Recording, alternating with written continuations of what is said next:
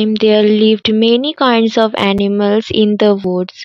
The area is famous for high mountains and very dense forests. And for hundreds of years, these animals live side by side as friends and help one another in times of needs and difficulty. Sometimes the bear liked to dance and all the animals would get together to see his magnificent performance. The langur would jump here and there on the branches. The elephants would use their long trunk to show several tricks to the friends. The snake, with their beautiful patterned skin, would always show off. And the birds would sing beautiful songs.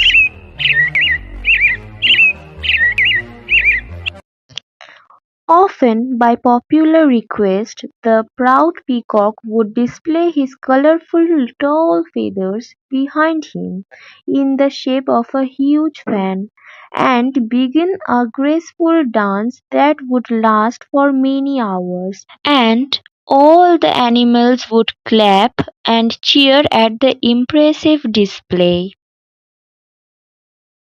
One day, after just such a performance by the bear and the peacock, the young rabbit became jealous that he was not being praised in such a way. He wanted to show all of the animals that he too could do something impressive. The fact that he was being ignored was making the rabbit quite ill-tempered. He even began teasing the tortoise. Haha, how slow and almost dead are you? Said the rabbit. Tortoise did not like being teased in this way and said, You are not being fair. I can do things too. What things? replied the rabbit. You are simply too slow to do anything. If there was a fire, you would even be too slow to escape, and so you would perish in the flame. The tortoise, always so patient and kind, did not like being ridiculed by the rabbit and was tired of his friend always bragging about how fast he could run. I can escape from danger just as well as you. Said the old tortoise. I could even compete you in a race. He announced. The rabbit was astonished at such a challenge. You would like to race with me? Ha ha ha. Let's see. The following morning arrived and both were present with their jungle mates.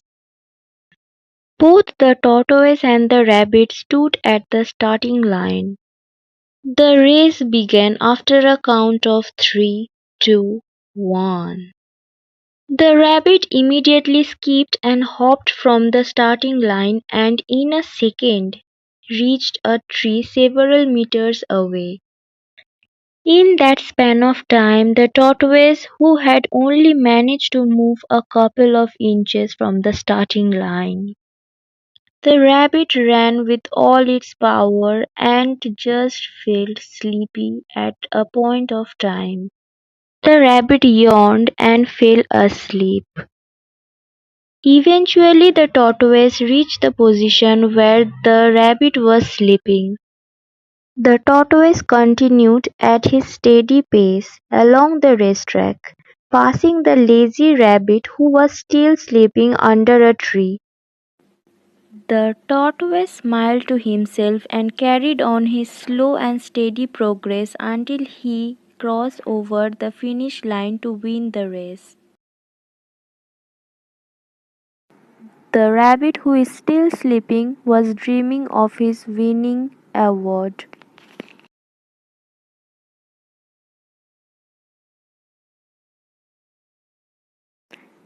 Some time later, the rabbit woke from his sleep and immediately began the race again, assuming that the slow tortoise was still far behind.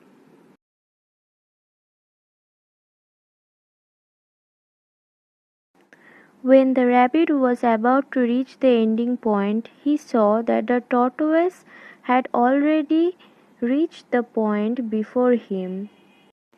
The rabbit tried very hard for the last time, but he failed. The tortoise is the only winner.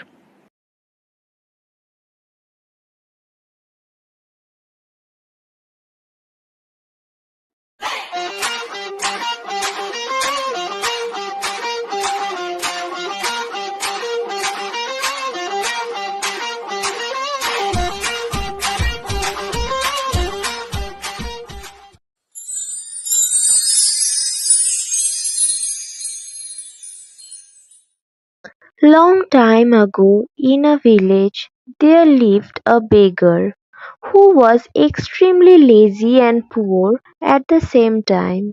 He did not wanted to do any hard work but used to dream of being rich one day. He got his food by begging. One morning he got a pot of milk as his food. He was extremely delighted and went home with the pot of milk.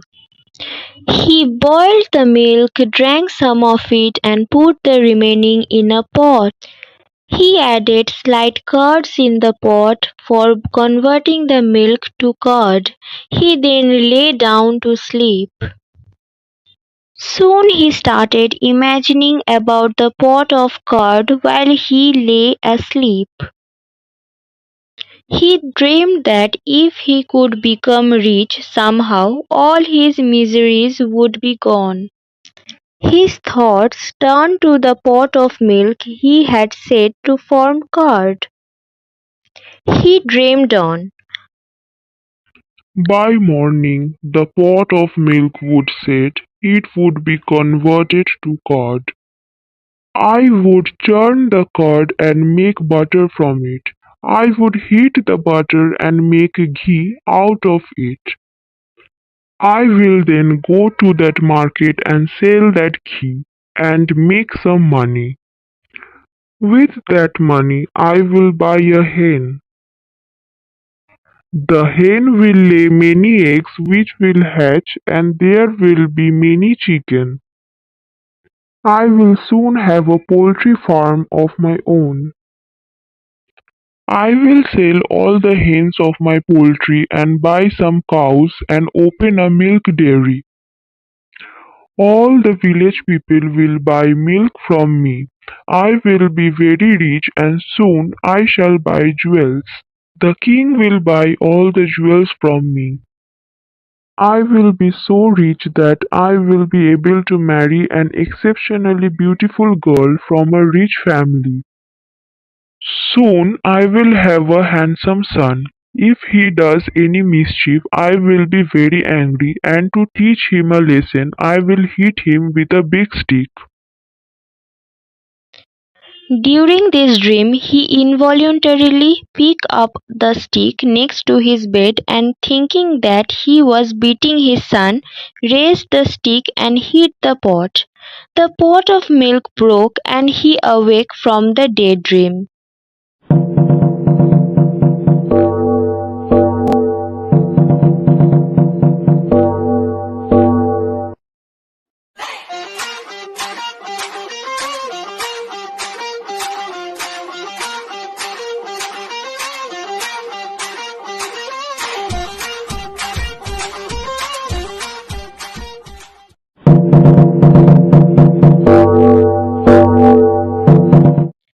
At the border of a forest, a landlord had a big garden which he liked very much. As he could not look after it himself, he appointed a gardener to take care of the garden.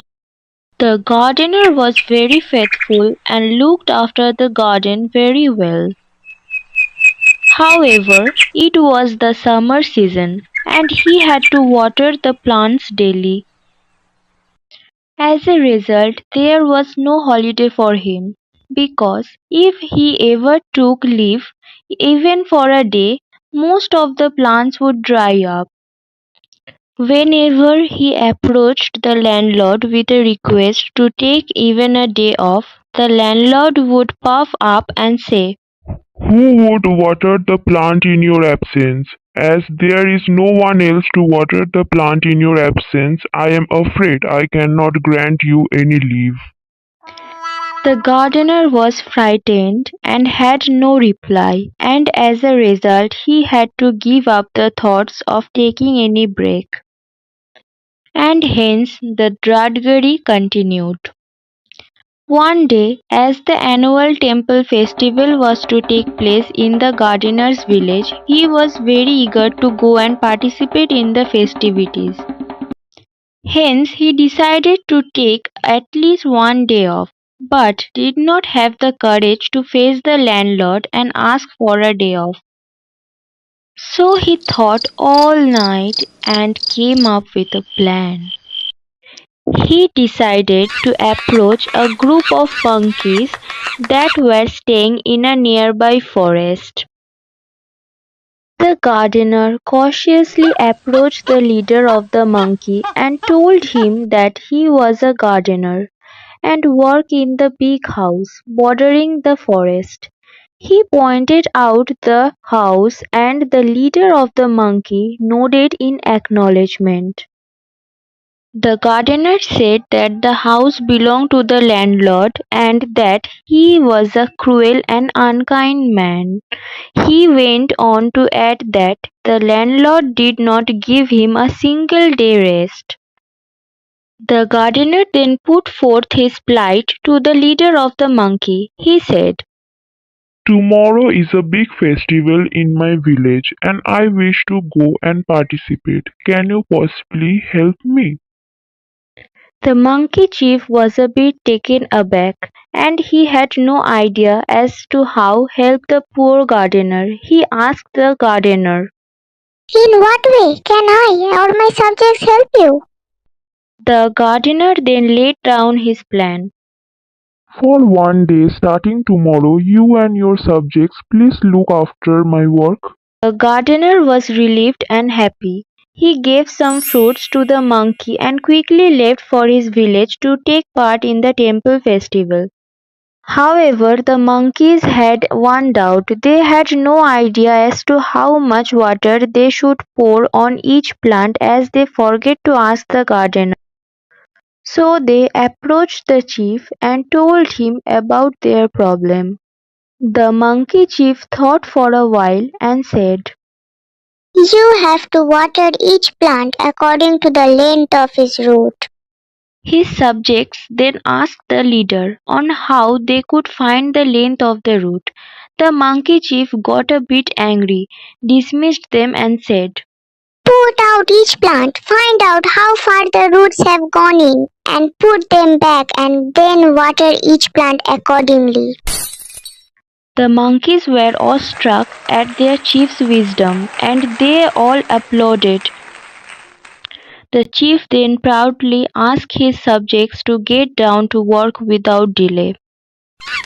The monkeys did as advised. They pulled each plant out, saw the length of the root, and planted them back haphazardly and watered them. Because of this, most of the plant lost their roots in this process and started drying up. The next day the landlord came out for a stroll in his favourite garden, and noticed that all his plants had been uprooted and that they were drying up. He immediately summoned for the gardener. The frightened gardener told the landlord what had happened, and this made the landlord very angry and he immediately dismissed the gardener. As a result of his foolish act, the gardener lost his job.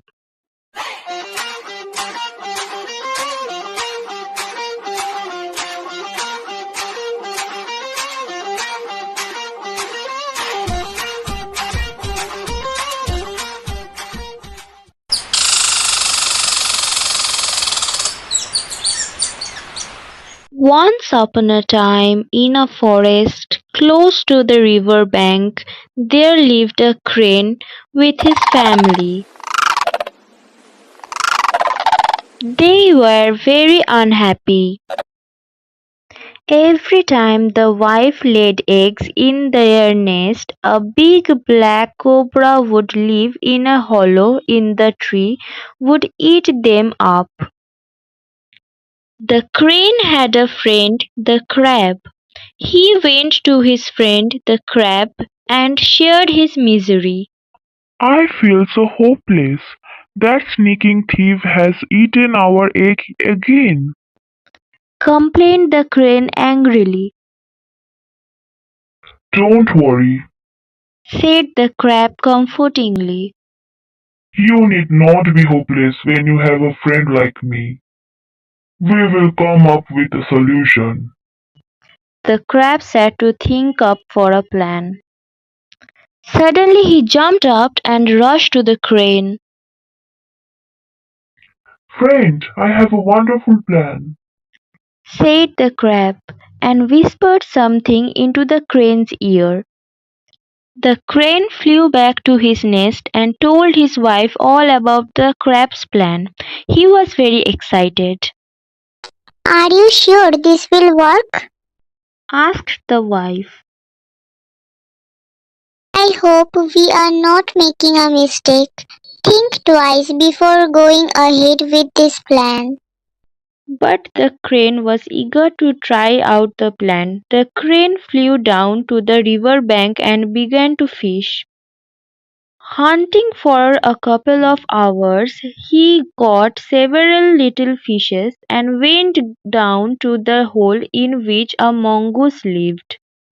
He dropped a fish at the mouth of the hole, then he took another fish and dropped it a little farther away from the first one. Repeating this, he made a trail of fishes leading to the tree where his nest was. The mongoose smelt the fish and came out of the hole. Wow, a fish. Exclaimed the mongoose joyfully and quickly ate it up.